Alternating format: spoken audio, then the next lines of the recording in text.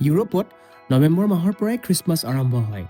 চবফালে দেখা যায় কেৱল লাইটছ আৰু খ্ৰীষ্টমাছ মাৰ্কেট।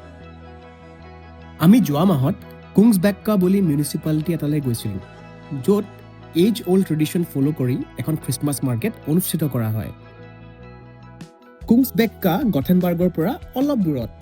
এইখন খ্ৰীষ্টমাছ মাৰ্কেটত ছুইডেনৰ গাঁৱত উৎপাদন হোৱা বিভিন্ন বস্তু যেনে মোজা, স্কাৰ্ফ, ঘৰত বনোৱা চীজ, মাৰ্মেলেড, স্মোক মিট ইত্যাদি মানুহবোৰে বেচিবলৈ আনে। ইয়াৰ মাজত আকৌ আমি সান্তা ক্লজকো লগ পালোঁ। সান্তাই সৰু সৰু ল'ৰা ছোৱালীবোৰক গিফ্টছ বিলাই আছিলে। এই খ্ৰীষ্টমাছ মাৰ্কেটখনত এখন ফুড কোৰ্টো আছিলে, গতিকে এনেধৰণৰ মাৰ্কেটবোৰ ঠাণ্ডা দিনত মানুহবোৰৰ বাবে এটা পাৰফেক্ট ডে আউট, নহয়নে বাৰু?